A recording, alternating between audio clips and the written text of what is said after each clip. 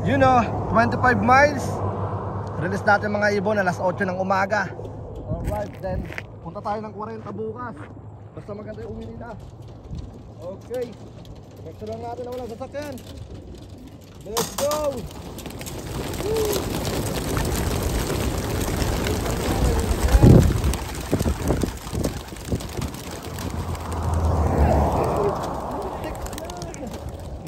Okay, kala ko ba?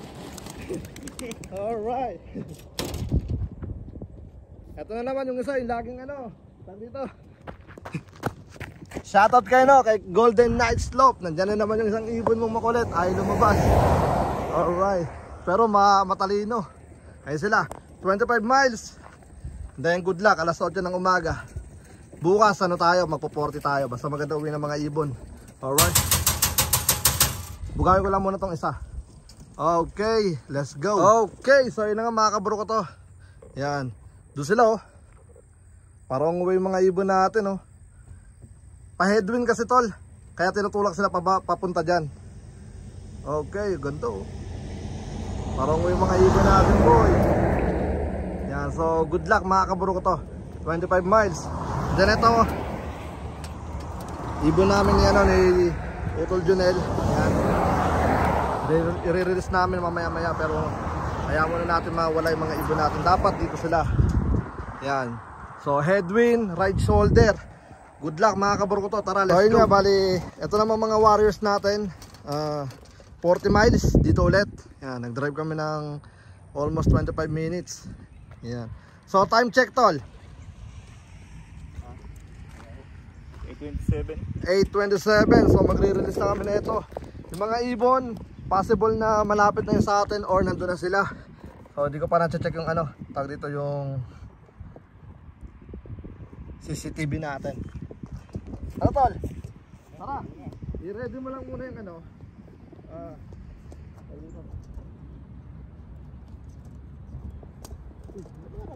Lumabas. Ay, isa direct sa box yan. Oh, sige. Para ano na. Ako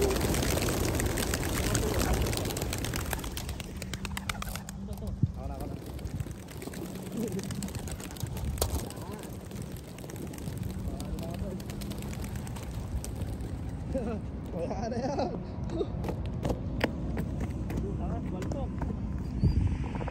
So yun na mga ibon natin. Yan, first time namin magsama ni ano, ni Utol Junel. So yung mga ibon dapat dito sila. Ano sila, eto mas brutal ngayon dahil yung mga ibon natin sasalubungin nila yung headwind na medyo malakas. Yan, may dalawang kumalas. Isa oh, sa akin yan tol. Yan yung ano, yung napunta sa'yo, yung nadagit mo. Yan, nadagit ni Utol Junel yung blue bar na yon, blue bar white flight. So tingnan natin kung makakauwi. Puta mo, nililigaw ng ibon ko mga ibon mo. Yun know? Wrong way mga ibon natin kasi tinutulak sila pa ganun.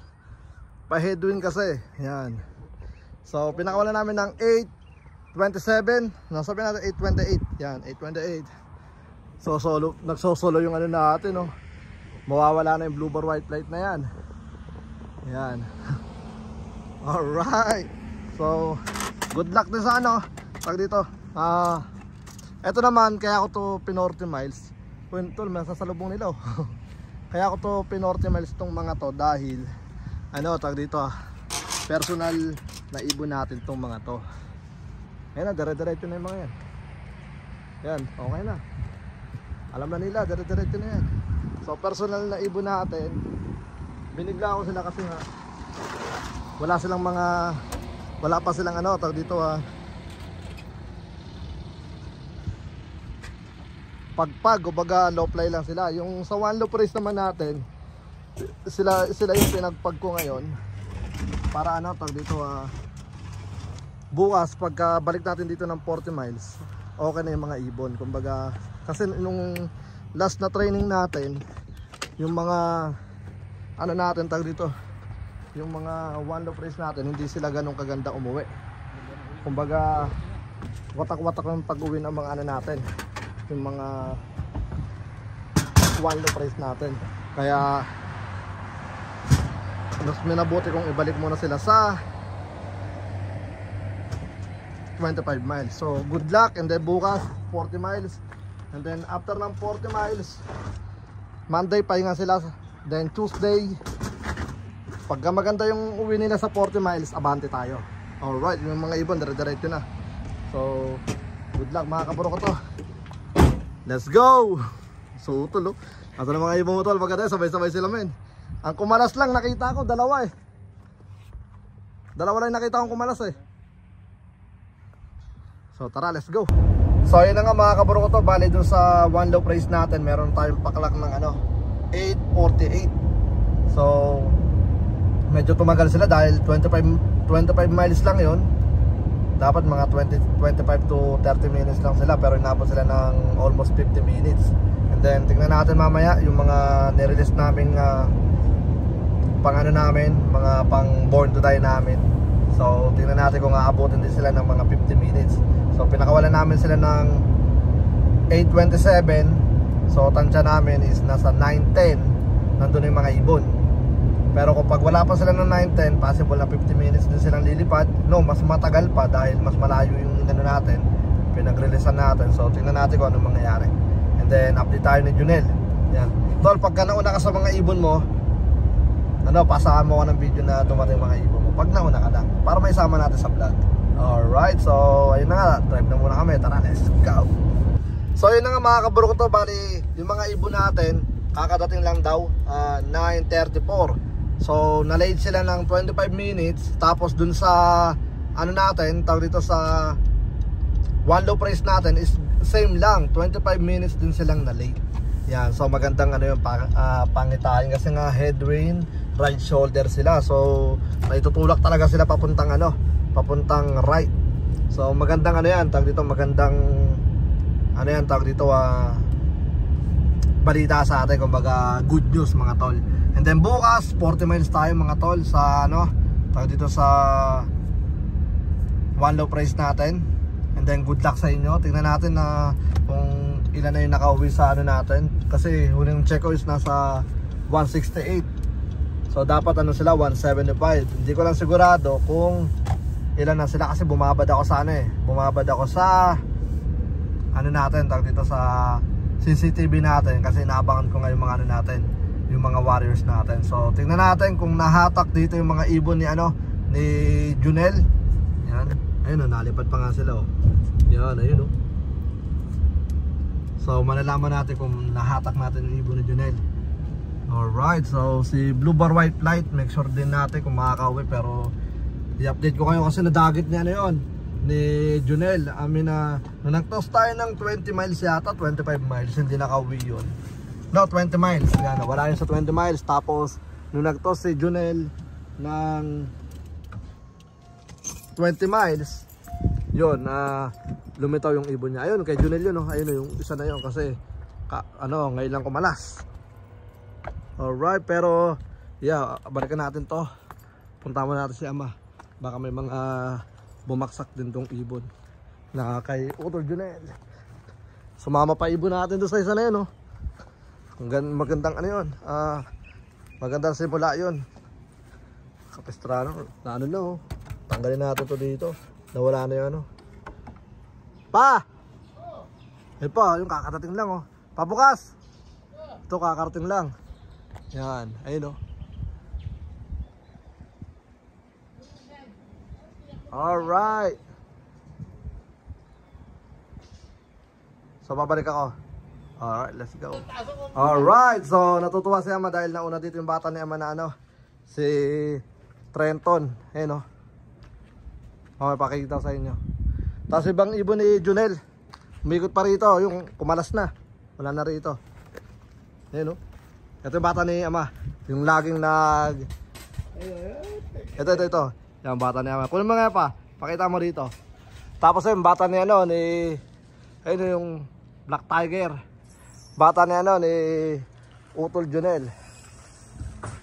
Mga ilan na yan pa? Dami na lang ano natin, oregano.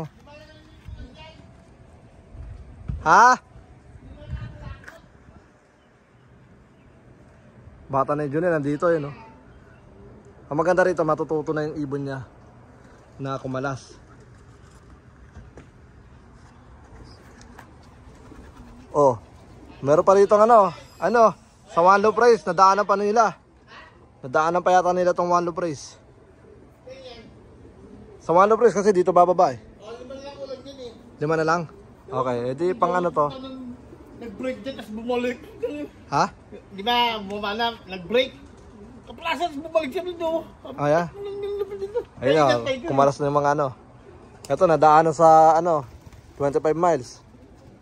Nailang pa oh. Ayun o, kumalas na yung mga bata ni Junel. Yan. Ah, hindi, bumabalik pa oh, yun oh. Ito mga bata to ni Junel, 3, 4. Ah, ito, late oh. Ito yung bata pala ni Ama. Pakita mo pa. Alright, ito ay always coming late. Ayan. Pero matindi ah. Nauwi mag-isa. Oh, sa One Loop Race din natin. Nadaanan nila. Ayun oh. Yung isa na yun. So ito, nauwi ito gabi. Gabi lang ito. Kwento mo yung kwento niyan. Bago mag-alas 6, umuwi ito. Ayan, bago mag-alas 6. Lagi niya, kaya kabisado to ni Ama. Kapag chinek niya doon sa loop, Wala pa, alam ko. ayan ang hinahanap kagad ni Ama. Ayan, kaya tignan natin kung magana to. Baka mag-champion tong ibon na to. Alaga ni Ama eh. Alright. Oh, kilala ko na yun. Shoutout kay Jerslop. Ayan, ayun. Yung blue bar na yun, baka wala pa siguro yung ibon niya rito. Kaya kilala ko na yung blue bar na yan. Jerslop. Alright, so Mga kasama sa sa limang. galing nag-ano ka. Palagay mo, may kulang pa.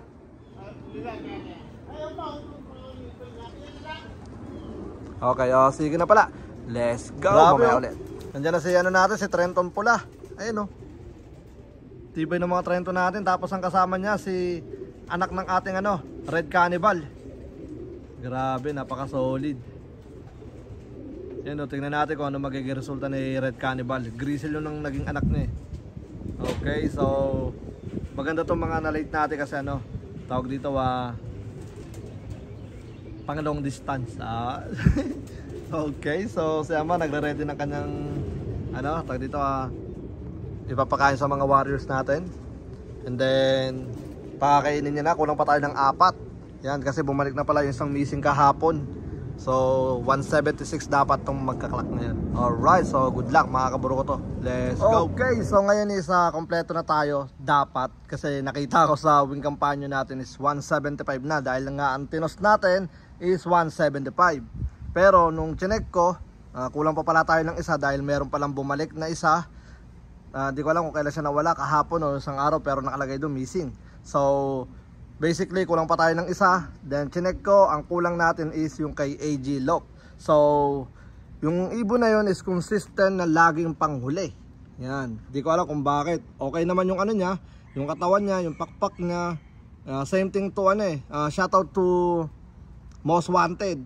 Yung isang ibon niya is laging always late din. Always last clacker din. So ganun din, maganda yung katawan, maganda yung pakpak, pero di ko alam kung bakit sila palaging late. Kahit sa low fly, ganun din iikot dito, tutuldok sila, tapos pagbalik ng mga ibon, wala din yung kay AG Low, pati yung kay Most Wanted. So di ko alam kung saan sila nagpupunta. Then sometimes kay Golden Night Slope, paminsan wala din yung kanya, pero pag sa toss, mabilis. Pero pag sa sa low fly ang tagal din mag-clock. So di ko alam kung meron ba silang pinupuntahan or what. So wala talaga akong idea. Wala naman silang pwedeng tambayan dito, kasi kung tatambay sila rito, isang tawag ko lang pumapasok sila So ewan ko kung ano nangyari.